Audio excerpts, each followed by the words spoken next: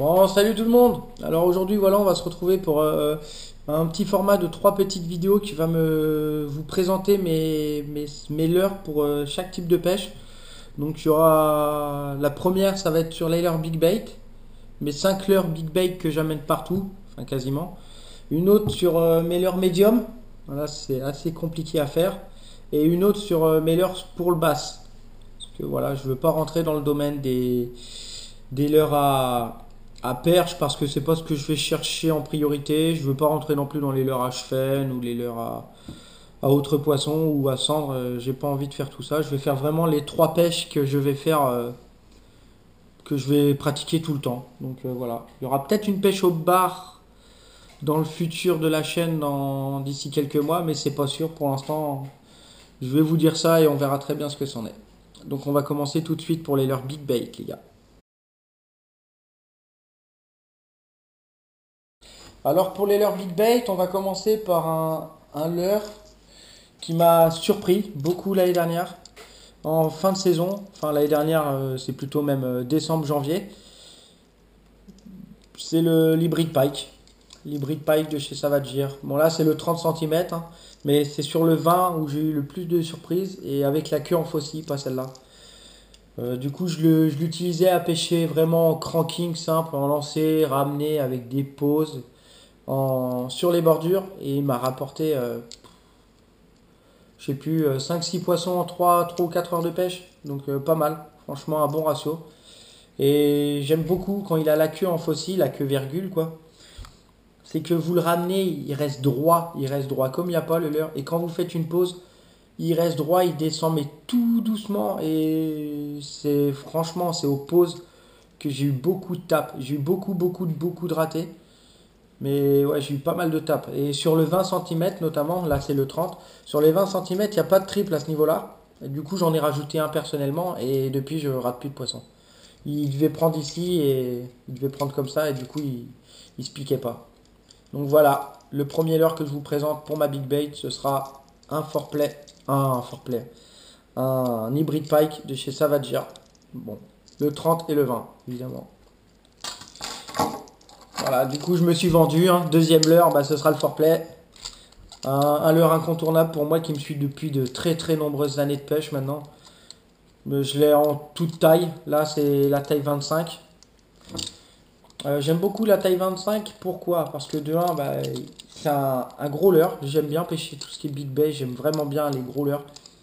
Et il a la particularité d'avoir une accroche ici, là. Donc pour ajouter un lest ou même pour l'animer par ici, c'est assez intéressant.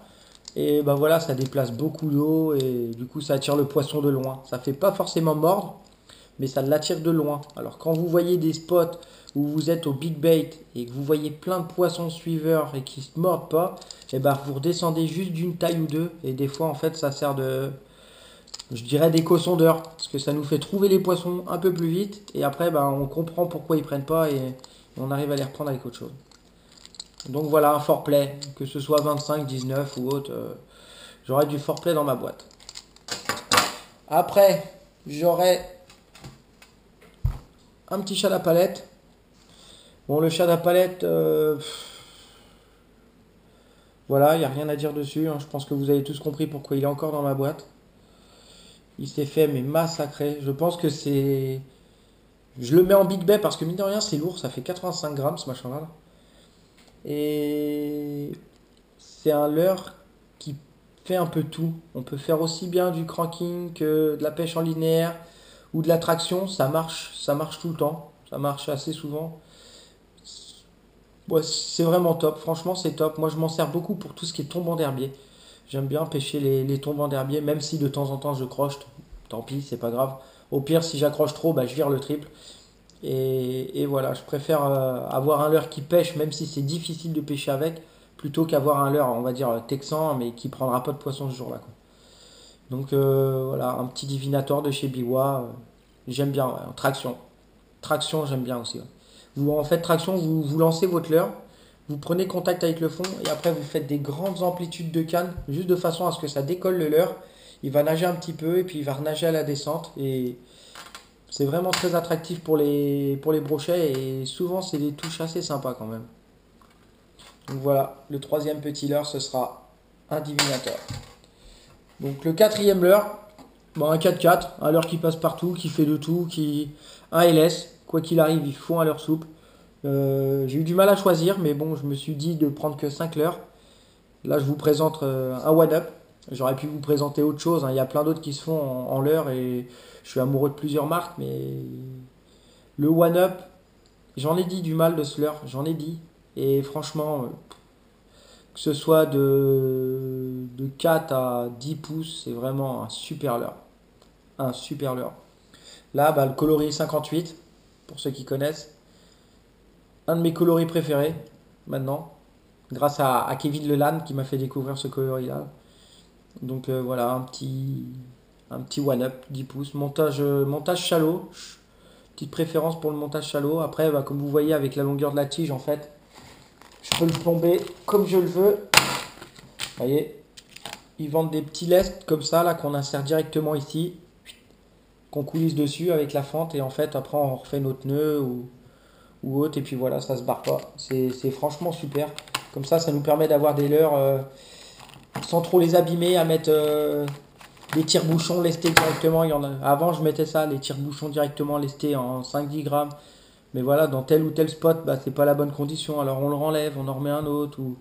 Et au final, on déchire le leurre. Ou alors même les lestes à visser, c'est pareil, ça défonce les leurres. Du coup, tout ça, j'ai oublié. Et je préfère avoir le lest à l'avant. Et puis, bah, voilà. Sinon, hein, vous pouvez même mettre un plombal. Hein, si... Enfin, chacun fait comme il veut. Moi, je fais comme ça abîme beaucoup, beaucoup moins le leurre. Et au moins, je m'adapte à toute situation. Je le plombe comme j'en ai envie. Et si besoin, je le foutrai en texan. Ça, il n'y a pas de problème. Donc voilà, un One Up 10. Un leurre qui m'a surpris énormément l'année dernière. Je l'ai acheté. Je trouvais la couleur jolie, mais le leurre, je le trouvais dégueulasse. C'est le Roll Clicker de chez Sakura. Et ça fait combien ça? Ça fait 18 cm pour 78 grammes. Donc c'est assez lourd.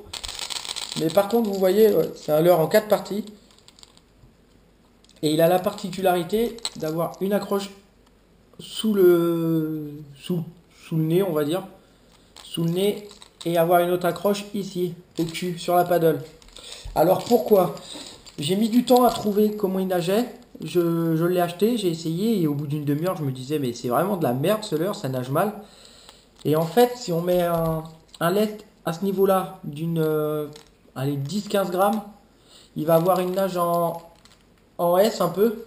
Et il fera penser un peu à un glider, à ramener à une certaine vitesse. C'est un leurre, même avec 10 grammes, enfin 10-15 grammes, il va couler assez lentement. Donc pour pêcher dans les shallots ou dans 3-4 mètres d'eau, c'est génial. Et le lest qui est au cul, là, qui est sur la paddle, et bah franchement, si vous mettez 15 grammes ici, là, je vous assure que vous n'allez pas le regretter. Ce leurre, si vous rajoutez 15 grammes là, je vous jure, il se transforme en shad.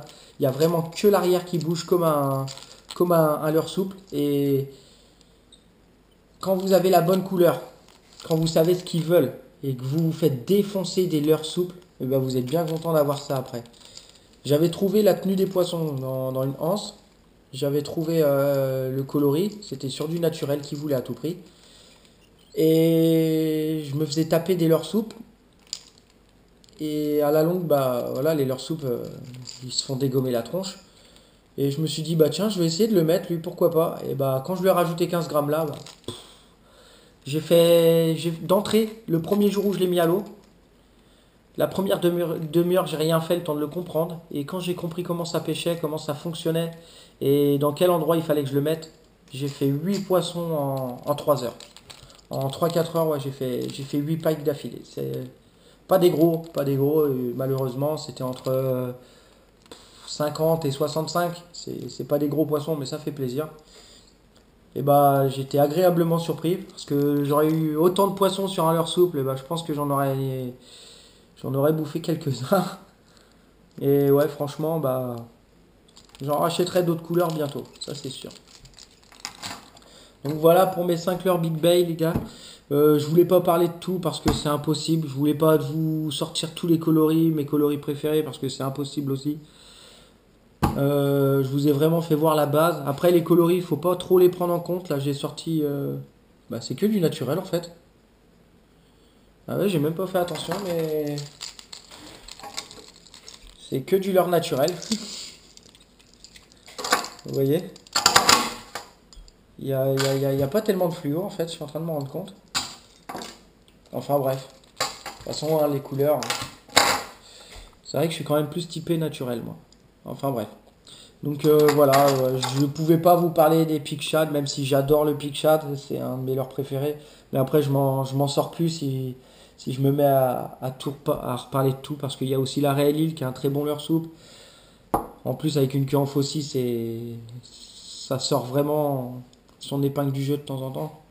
Après, il y a plein d'autres leurres, il y a vraiment plein de leurres. Faites votre choix, mais pour moi, le mieux, c'est de vraiment partir avec un gros swim bait dur, du swim bait soft, donc du leurre souple, du shad, du grub évidemment.